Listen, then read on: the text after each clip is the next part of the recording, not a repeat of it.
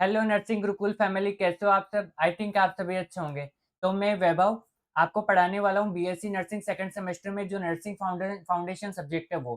तो आज का जो लेक्चर रहने वाला है अपन उसमें नर्सिंग फाउंडेशन, ठीक है? वो कंप्लीट उसका इंट्रोडक्शन देखेंगे। तो नर्सिंग फाउंडेशन से रिलेटेड जो फर्स्ट यूनिट है, ठीक है? फर्स्ट यूनिट अपन इसमें आज की लेक्चर में कवर करेंगे।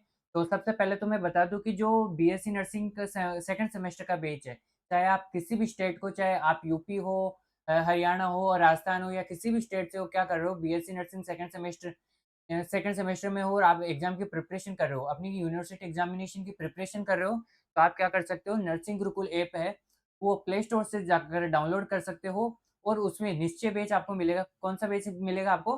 निश्चय बैच मिलेगा, जो टोटल 249 में आपको कंप्लीट सिलेबस करवाया जाएगा, जिसमें आपको क्या मिलेंगी? न्यूट्रिशन, बायोकेमिस्ट्री, बायोकेमिस्ट्री की रिकॉर्डेड क्लासेस और नर्सिंग फाउंडेशन की क्या? नर्सिंग फाउंडेशन की,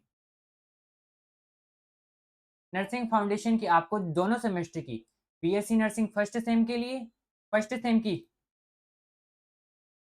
और सेकंड सेम की, दोनों की यहाँ पे क्या मिलेगी? क्लासेस मिलेगी, जो आपके लिए एग्जाम के लिए सबसे बेनिफिशियल रहने वाली है। ठीक है, अब इस जो बेच रहेगा, कौन सा बेच रहेगा? निश्चय बेच रहेगा। आप कहाँ से परचेज कर सकते हो? नर्सिंग गुरुकुल ऐप है जो प्ले स्टोर पे मिलेगा आपको, वहां से 249 में क्या कर सकते हो? परचेज कर सकते हो। आपको जिसमें आपको रिकॉर्डेड क्लासेस मिलने वाली है, रिकॉर्डेड क्लासेस के साथ handwritten note, recorded classes, handwritten notes और प्रीवियस ईयर के क्वेश्चंस, मतलब जितने भी स्टेट में जो भी प्रीवियस ईयर के क्वेश्चंस आए हैं, वो सब आपको यहाँ पे मिलने वाले हैं और 10 मॉडल पेपर्स मिलने वाले हैं, ठीक है? और हमारा पूरा क्लासेस का पूरा सपोर्ट मिलेगा, आपको लाइव मेंटरशिप मिलेगी वहाँ पे, ठीक है? सभी स्टूडेंट्स को क्या मिलेगी? लाइव मेंटरशिप मिलेगी, डाउट सेशंस रहने वाले हैं। तो आप क्या कर सकते हो? नर्सिंग गुरुकुल ऐप पे जाके निश्चय बैच आपको परचेज़ कर सकते हो और आपको जो आपका जो आज की क्लास है, वो आपको बिल्कुल फ्री रहने वाली है यहाँ पे डेमो के रूप में यूट्यूब पे, ठीक है? और आगे की जो आप अगर आगे की क्लासेस लेना चाहते हो, तो आप नर्सिंग गुरुकुल ऐप डाउनलोड करके निश्चय बैच में जॉइन हो सकते हो और अपनी प्रिपरेशन को एक अलग लेवल पे पहुँचा सकते हो। और एक थ्योरी की एग्ज़ामिनेशन है, जो यूनिवर्सिटी एग्ज़ामिनेशन है, आने वाले टाइम में आप एक अच्छा स्कोर कर सकते हो। तो बिना कुछ टाइम वेस्ट किए हुए आज का जो लेक्चर है, आज की जो यूनिट है, फर्स्ट यूनिट है, ठीक है? फर्स्ट यूनिट अपन जो इंट्रोडक्शन टू हेल्थ वाल रहने वाली है, वो अपन क्या करेंगे इसमें देखेंगे, उसके कुछ टॉपिक्स देखेंगे। तो चलिए बिना कुछ टाइम वेस्ट किए हुए आज का टॉपिक स्टार्ट करते हैं अपन। सबसे पहले तो इसमें जो फर्स्ट यूनिट रहने वाली है उसमें introduction to health and illness के बारे में देखेंगे। तो सबसे पहले तो डेफिनेशन बात करें कि इसके अंदर हेल्थ की डेफिनेशन किसके according? According to WHO, world health organization. WHO यानी वर्ल्ड हेल्थ ऑर्गेनाइजेशन।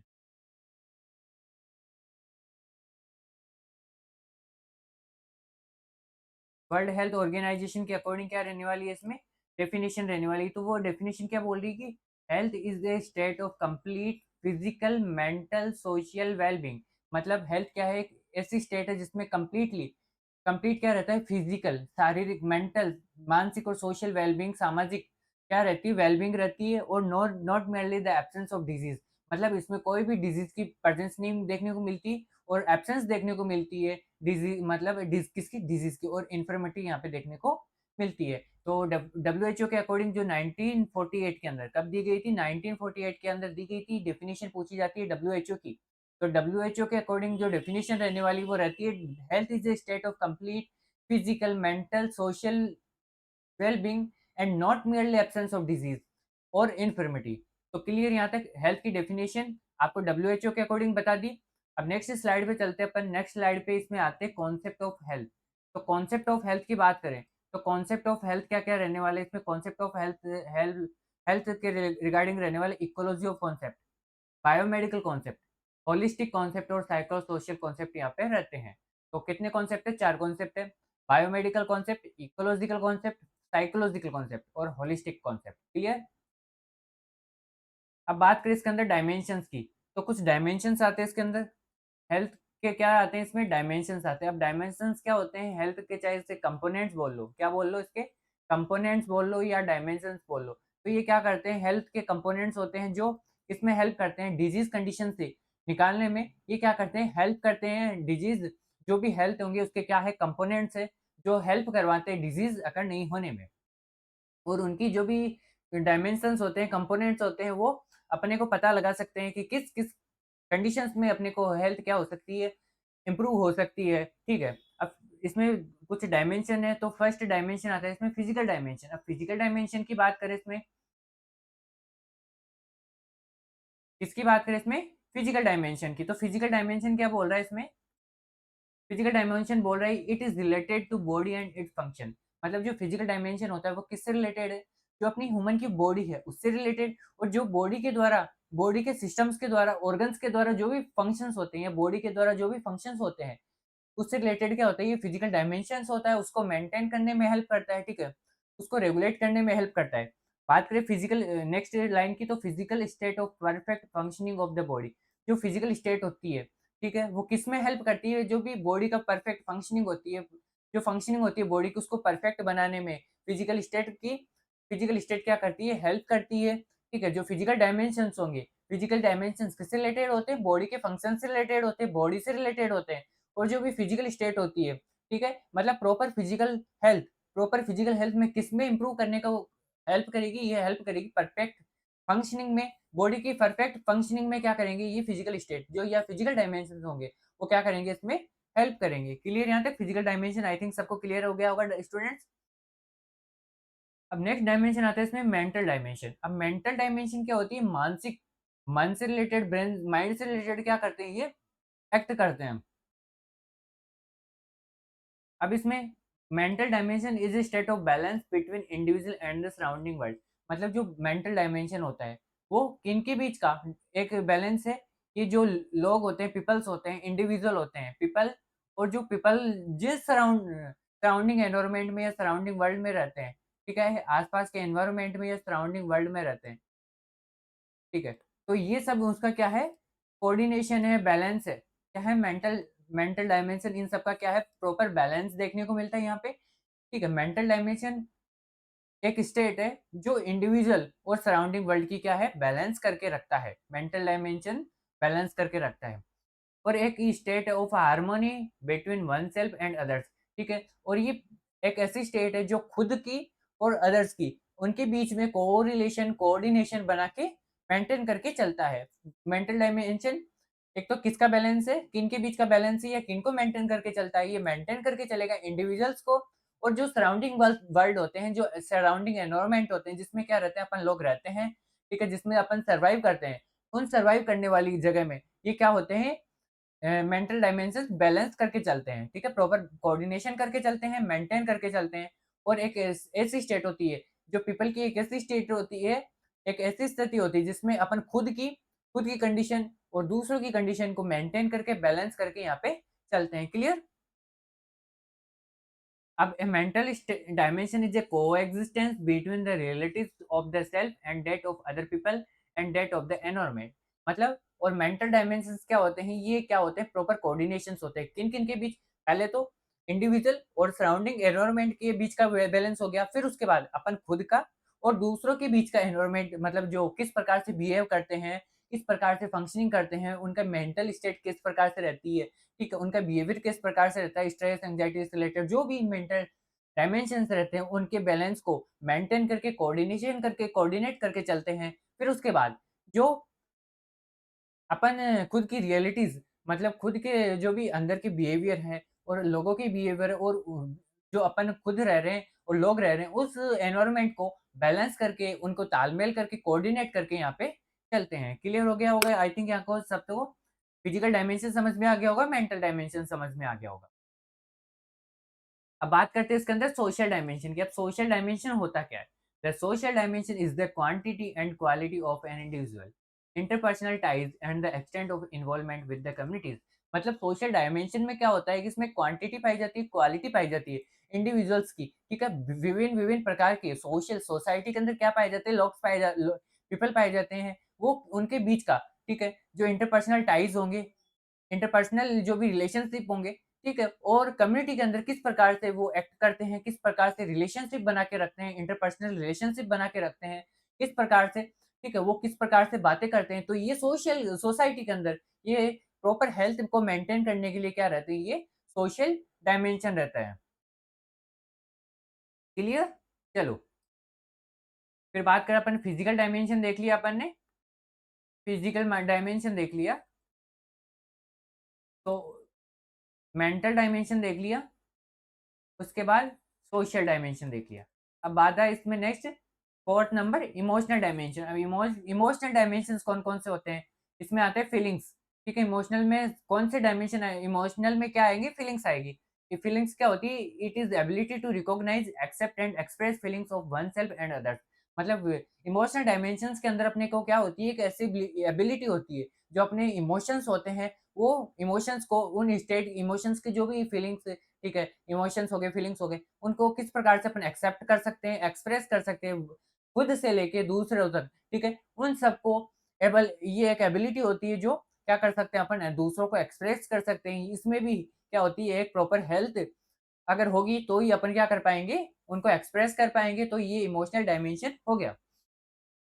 जिसमें अपन क्या करते हैं अपनी फीलिंग्स हो गए, इमोशंस हो गए, ठीक है? जो भी कंडीशंस आती है, उन सबको अपन क्या कर लेते हैं एक्सेप्ट कर लेते हैं और उनको एक्सप्रेस कर पाते हैं, ठीक है? और उनको जान सकते हैं अपन कि कौन-सी क्या फीलिंग है, कि किससे रिलेटेड फीलिंग्स है, कौन से इमोशंस है, ठीक है? फिर नेक्स्ट अपना डायमेंशन आता है, वो डायमेंशन आएगा अपना स्पिरिचुअल डायमेंशन। कौन-सा डायमेंशन? Spiritual dimension. तो स्पिरिचुअल डायमेंशन होता क्या है?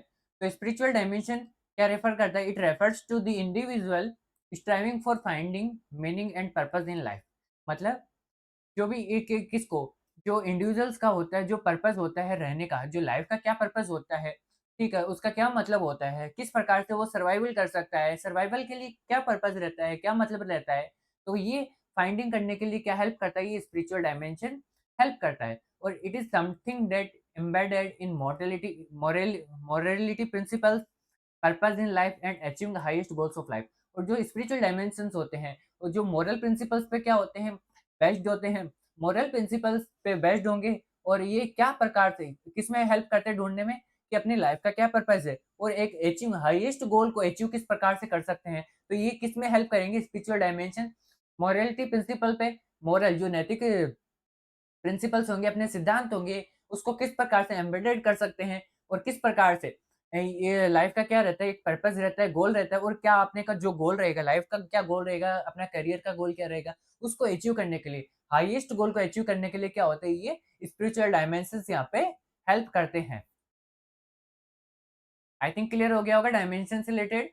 फिर नेक्स्ट आता है इसमें वोकेशनल। वोकेशनल डायमेंशंस होते हैं वर्क से रिलेटेड। किससे रिलेटेड होते हैं? वर्क से रिलेटेड यहाँ पे डायमेंशंस देखने को मिलते हैं। एक सेकंड।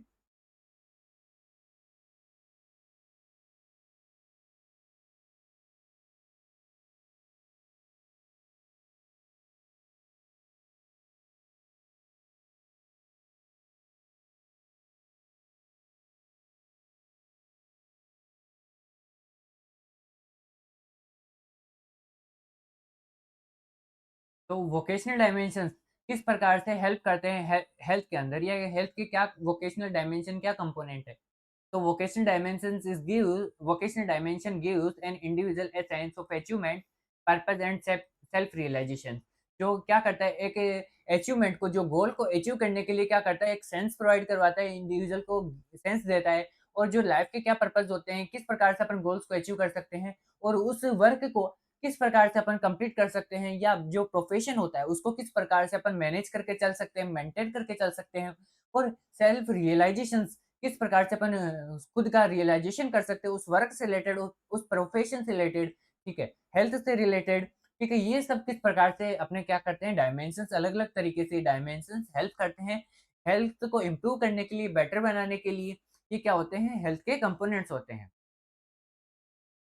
अपन ने फिजिकल डायमेंशन देख लिया, सोशल डायमेंशन देख लिया, स्पिरिचुअल डायमेंशन देख लिया। अब बात आती है इसमें एनवायरमेंटल डायमेंशन। तो एनवायरमेंटल डायमेंशन किस प्रकार से हेल्प करता है? तो ये क्या होता है एनवायरमेंटल डायमेंशन? ये 2 डायमेंशंस होते हैं एनवायरमेंटल, एक तो एक्सटर्नल एनवायरनमेंट, दूसरा क्या होता है इंटरनल एनवायरनमेंट। कौन सा एनवायरनमेंट? External environment. और दूसरा कौन-सा होता है इंटरनल एनवायरनमेंट रहता है इसमें। कौन-सा रहेगा इसमें? इंटरनल एनवायरनमेंट देखने को मिलेगा। अब एक्सटर्नल एनवायरनमेंट और इंटरनल एनवायरनमेंट क्या होता है? तो ये जो 2 डायमेंशन होते हैं, जिसमें फर्स्ट आता है इंटरनल डायमेंशन। इंटरनल एनवायरनमेंट ये क्या होता है? Each and every component harmonious functioning with in human system. और ये क्या होते हैं एवरी कंपोनेंट्स हार्मोनियस फंक्शनिंग, किस प्रकार से अपन इंटरनल एनवायरनमेंट के अंदर प्रॉपर फंक्शनिंग कर सकते हैं, हार्मोनियस फंक्शनिंग कर सकते हैं, ह्यूमन सिस्टम को किस प्रकार से मेंटेन कर सके चल सकते हैं, जो इंटरनल एनवायरनमेंट होते हैं, ठीक है? और किस प्रकार से अपन क्या कर सकते हैं हेल्थ को इम्प्रूव कर सकते हैं, मेंटेन करके चल सकते हैं, वो इसमें इंटरनल एनवायरनमेंट में आएगा। और एक्सटर्नल एनवायरनमेंट में जो बाहरी वातावरण होता है एक्सटर्नल, ठीक है? जो किसमें एक्सटर्नियस फैक्टर्स को किस प्रकार से अफेक्ट करता है या किस प्रकार से मेंटेन करके चलता है, ये सब किसमें आते हैं अपने एनवायरमेंटल डायमेंशन। एनवायरमेंटल में भी 2 डायमेंशन, इंटरनल एनवायरनमेंट और दूसरा एक्सटर्नल एनवायरनमेंट। अब कोई दूसरे डायमेंशन आते हैं इसमें, मेंटल डायमेंशन हो गया, cultural dimension, educational dimension, nutritive curative dimension, फिर प्रिवेंटिव डायमेंशन, प्रोमोटिव डायमेंशन और फिलोसॉफिकल डायमेंशंस भी क्या होते हैं हेल्थ के कुछ अदर डायमेंशंस होते हैं जो हेल्थ को इम्प्रूव करने में, हेल्थ को किस प्रकार से बेटर बना सकते हैं, हेल्थ खराब हेल्थ को प्रॉपर क्या कर सकें फाइंड आउट करने में क्या करते हैं, ये डाइजेशन, ये कंपोनेंट डायमेंशंस हेल्प करते हैं यहाँ पे।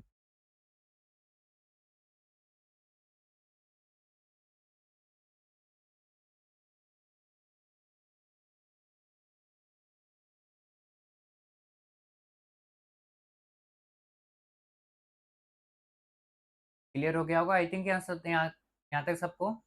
चलो, अब नेक्स्ट चलते हैं अपन। नेक्स्ट आता है डिटर्मिनेंट्स ऑफ हेल्थ। हेल्थ के क्या-क्या डिटर्मिनेंट्स हो सकते हैं? तो इसमें बायोलॉजिकल डिटरमिनेंट आ गया, लाइफ़स्टाइल, बायोलॉजिकल, लाइफ़स्टाइल, एनवायरनमेंट से रिलेटेड, सोशियो इकोनॉमिक में पुअर्टी आ गई, ठीक है? ये सब भी क्या करते हैं हेल्थ को क्या कर सकते हैं अफ़ेक्ट कर सकते हैं। हेल्थ की services proper better health services रहनी चाहिए। हेल्थ पॉलिसीज़ मतलब गाइडलाइंस हो गई, पॉलिसीज़ हो गई, रूल्स एंड रेगुलेशंस और हेल्थ से रिलेटेड डिजीज़ कंडीशन से रिलेटेड प्रोग्राम चलाए जाते हैं। उनको किस प्रकार से अपन फील्ड के अंदर उतार सकते हैं और उनको किस प्रकार से मैनेज करके हेल्थ के जो भी पीपल्स होते हैं, लोग होते हैं, उनकी हेल्थ को किस प्रकार से इम्प्रूव कर सकते हैं, ठीक है? उसमें भी अपन क्या करते हैं, इसमें इम्पोर्टेंट रोल प्ले करते हैं। एक नर्स हो गई, चाहे हेल्थ वर्कर्स हो गए, कि इसमें डिटर्मिनेंट्स के है जो भी डिटर्मिनेंट्स होते हैं हेल्थ के, उनमें हेल्थ को इम्प्रूव करने में भी क्या करते हैं, हेल्प करते हैं। और कुछ अदर फैक्टर्स भी यहाँ पे वर्क करते हैं।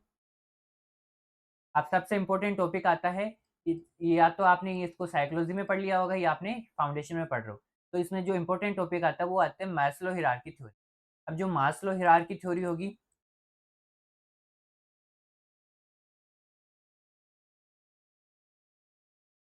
इसको अपन पढ़ेंगे, ये इसको कौन-सी थ्योरी के नाम से या किसकी थ्योरी भी होती है, ये किसकी थ्योरी होती है, मोटिवेशन की थ्योरी भी होती है।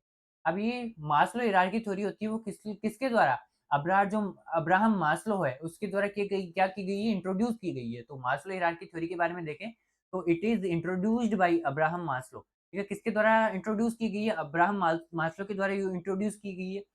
A theory of motivation which states that human decision making is undergirded by hierarchy of psychological needs। मतलब क्या होती है कि जो मास्लो हायरार्की थ्योरी है, मास्लो हायरार्की थ्योरी किसकी थ्योरी है? मोटिवेशन की थ्योरी है। इसमें क्या होता है कि जो भी ह्यूमन्स के डिसीजन मेकिंग्स होते हैं, मतलब किस प्रकार से ह्यूमन डिसीजन लेता है, किस प्रकार से कौन सी प्राइमरी बेसिक नीड पहले होती है, फिर उसके बाद कौन सी नीड क्या होती है, इन सबको हायरार्की में जो साइकोलॉजिकल नीड्स होती है, साइकोलॉजिकल नीड्स की जो भी हायरार्की है उसके अकॉर्डिंग इसको under Maslow hierarchy of needs के अंदर रखा गया है, ठीक है? तो किस प्रकार से वर्क करती है मास्लो हायरार्की ऑफ नीड्स, ये अपन देखें।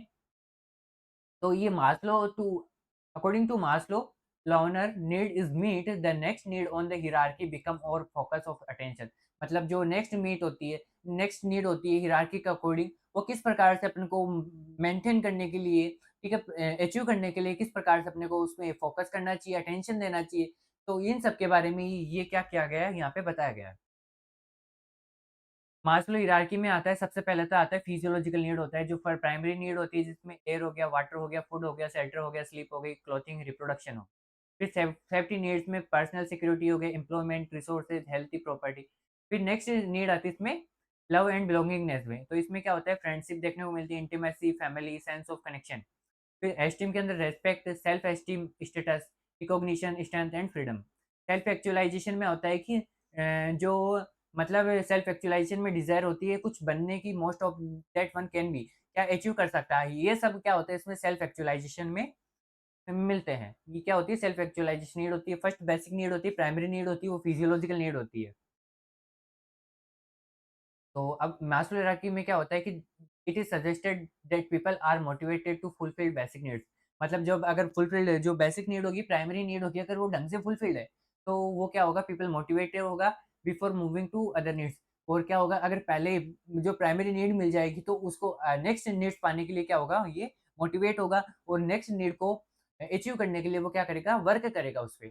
फिर lowest level is the basic need and top level are complex needs. जो लोवेस्ट लेवल होता है, ठीक है, जो फिजियोलॉजिकल प्राइमरी लेवल होता है, बेसिक नीड का ये प्राइमरी नीड होती है, लोवेस्ट लेवल होता है, वो तो क्या होता है, बेसिक नीड होती है, और जो टॉप लेवल होता है वो क्या होते हैं, कॉम्प्लेक्स नीड यहाँ पे देखने को मिलती है।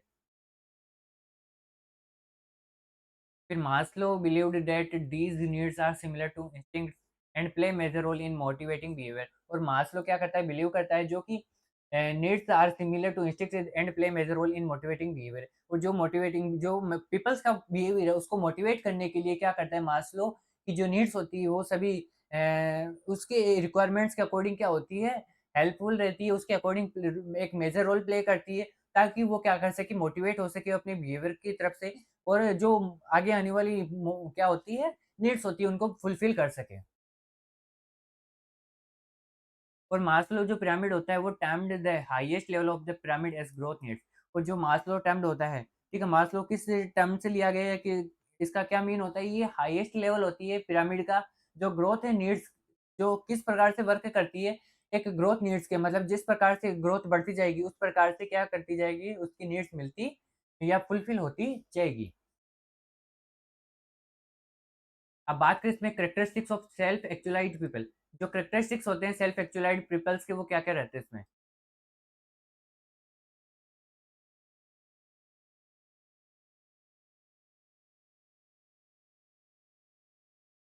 तो कुछ कैरेक्टरिस्टिक्स रहते हैं सेल्फ एक्चुअलाइज्ड तो इसमें एक्सेप्टेंस देखने को मिलती है, रियलिज़्म देखने को मिल सकता है, मतलब जो पीपल होंगे वो कोई भी कंडीशंस को एक्सेप्ट कर सकते हैं सेल्फ एक्चुअलाइजेशन में, उसमें रियलिटी को एनालिसिस कर सकते हैं, फाइंड आउट कर सकते हैं।